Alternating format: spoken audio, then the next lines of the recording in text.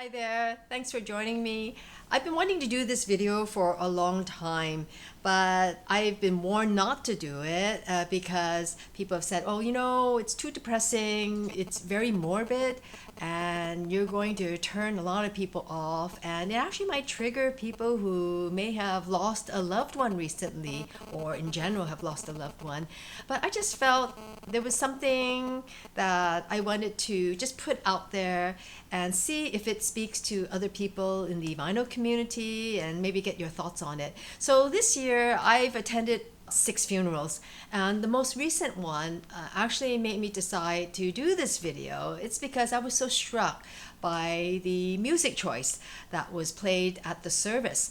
So the person who passed was 40 years old, so gone too soon, just taken too soon. The order of service was a wonderful celebration of life, and it just captured this person so well because music is such a big part of people's lives for some people. The choice of music played at funerals, a life event, is quite telling or reflects a person's personality and so forth. Well, I was struck by the songs that were chosen. I'd just like to share this with you, and I've got the program here. So the gathering music was Carole King's You Got a Friend. The processional music was Stevie Wonder's Golden Lady. And then you had the welcome and the address, and then readings and tributes. There was a visual tribute with music, and the song that was chosen was Lou Reed's Perfect Day. Then you had the recessional music, and it was Johnny Nash's I Can See Clearly Now. So I think that by the end of the service, I think a lot of us felt so privileged to have known this person, and we all knew that we were all much poorer, that this person is now gone. And I thought what was interesting, during the reception, the person who passed, their music playlist was played. And I thought that was quite moving and poignant. Over the past 2 years, I've been actually collating songs that I would like to have possibly played at my funeral. I know it sounds crazy, and one family member told me that that's a little bit too dark and too depressing. But have you ever heard of a song, you listen to a song and you say to yourself, I would love to have that played at my funeral? So am I the only one to think that? I don't know. But I'd like to just share with you my list, some of the songs that I have jotted down over the years, really. What I do is I just jotted down my phone. There are a couple of operas on here, some songs from operas that I really adore. So it's Puccini's Madame Butterfly opera and the Humming Chorus. That song I just really love. I have a Cinema Paradiso's First Youth song from the soundtrack. So that soundtrack was composed by Ennio Morricone, and that song First Youth is actually the theme song for the movie. It features the xylophone, so it's just so lovely. And for me, I have a weakness for the xylophone because I think it just really captures innocence, kind of like childhood times.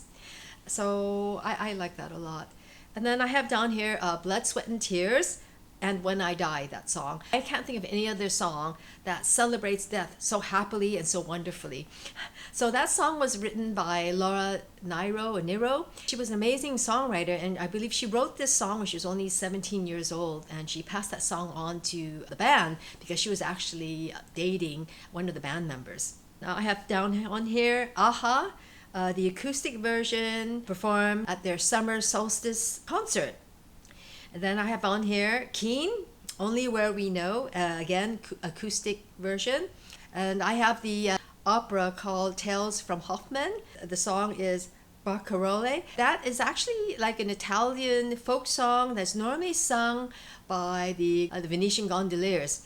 And it's kind of like a lullaby. It's sung in French, and the lyrics are really wonderful. And then on here I have Home Again by Michael Kiwanaku. And the version I would love to be played would be the one with a cello accompaniment. And what happens is cellist, with his permission, added her playing to the song, and it's really beautiful.